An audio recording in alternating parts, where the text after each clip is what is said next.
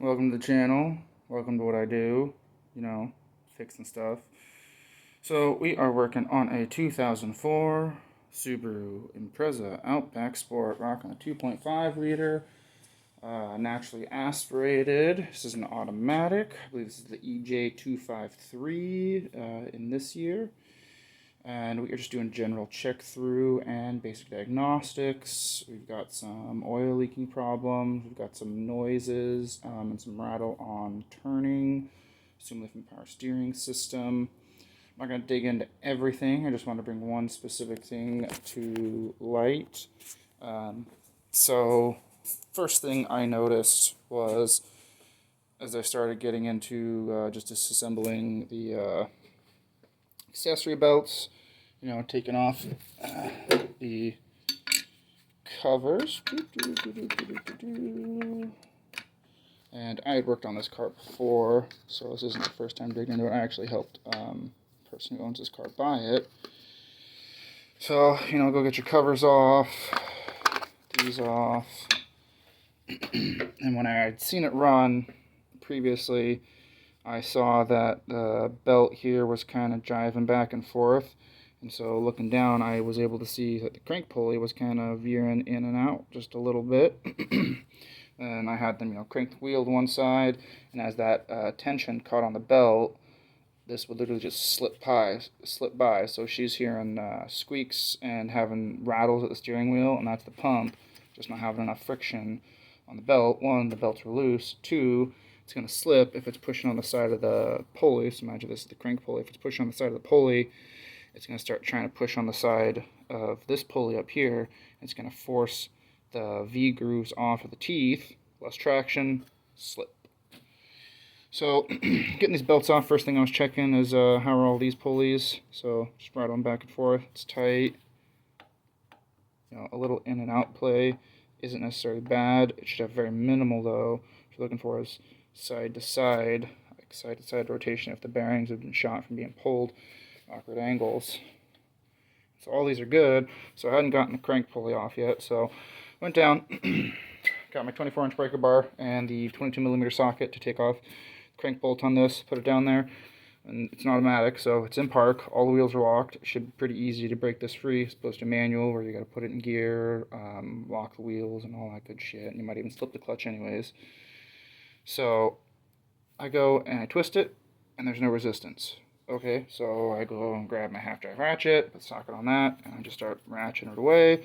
Bolt comes out without any resistance. So I take the bolt out, take the pulley off. I'm going to encourage you as do-it-yourselfers, if you are doing anything involving the crank pulley, the timing belt system, anything that pertains to these specific components that keep the engine in synchronous, please deeply look into what you're doing. Know that you have the skills to do it and have the tools to do it, because someone who apparently did not. So, here's the crank pulley. There's the crank pulley shear keyhole. Let's flip it over.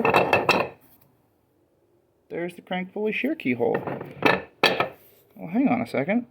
That's not the right shape. That's all messed up. Here is the shear key. Oh. That's not good. Let's go take a look at the crank sprocket.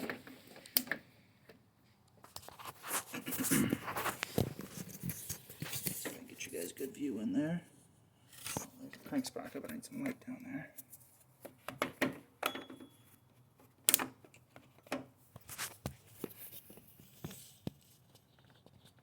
And there is the shear keyhole for the crank sprocket. You can see that it is all warped. That crank sprocket is bad. Needs to be replaced 100%. This crank pulley is bad, needs to be replaced 100%. Look at the back of this. You saw on the crank sprocket, there was little dimples. You can see this has just spun past those dimples multiple times. That means this has been slipping, loosening that bolt. She is lucky that this thing did not just wobble off, lose both her accessory belts, alternator, AC, power steering, and just fall apart. Or even better, jam up into the timing belt system. What I also found was timing belt residue, like sloughed off rubber, more so than I should see on this belt. Probably has about 50,000 miles on it. Should not be as much as I'm seeing, which I'm going to guess that this being able to wobble back in and out has slowly been ebbing away at the timing belt. Usually when you see these, when they've been seated correctly, there's a very solid imprint of the crank sprocket on here. See how this is just all faded? You know, at one point, obviously, it was well seated on there. And you can especially see on that side, it is extremely worn. So, thing to take away from this applies to any internal combustion engine car, utilizing any form of timing, any of these components, not doing any single one piece of them incorrectly, including something as simple as the crank pulley, can lead to complete engine failure. If this pulley had come loose, or had been able to wear away enough at the edge of that belt that it snapped, that's it. These Subaru engines, same with Honda, all Honda engines, most Nissan engines, most Toyota engines, they're full interference motors. Breaking that belt, engine's done. Complete rebuild or brand new engine, or used engine.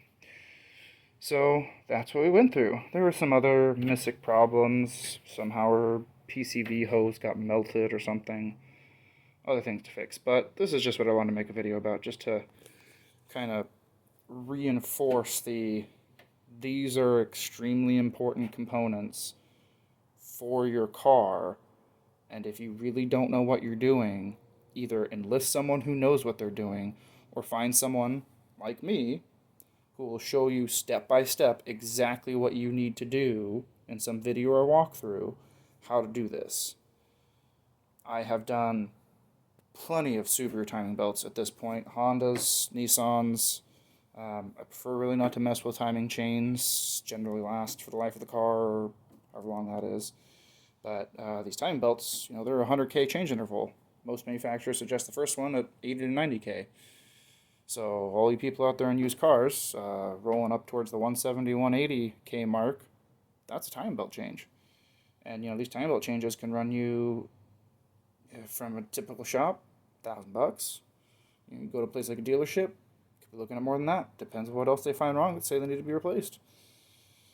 So she's not going to be happy, but it's good that I found it now. I'm doing this now. This is hopefully not going to be a problem.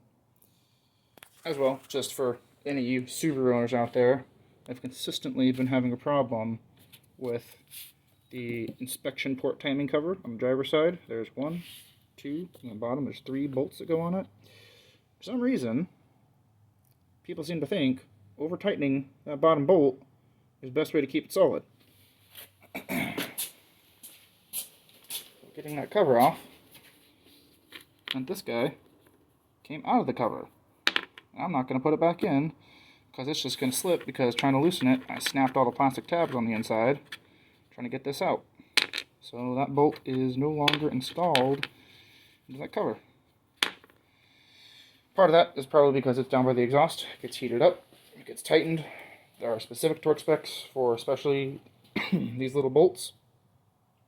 It's not a big deal, except that when you go to try and take them off and you break things, again, the whole timing system, all the components that go with it. Know what you're doing, know what you can and can't do. If you aren't able to do it correctly, just don't do it. You know, that sounds terrible to say to do-it-yourselfers, but you're looking at the cost of essentially an entire car. I mean, this car is only worth maybe $2,000, $2,500. It's got 245K on it. Snap this belt. It's a whole engine, and taking that out, putting it in, doing all the work to get it done, that's the cost of the car. So take a little advice from this, research into your projects. As always, with my channel, if you want a specific vehicle, I have access to variety of vehicles. I'm happy to seek out people that have the vehicles you guys may want to see, do specific items. Leave me a comment, message me, whatever. Happy to do it. Hope everybody's doing well. COVID may be in recess a little bit now. Hooray. Everybody stay healthy. Keep working on your stuff.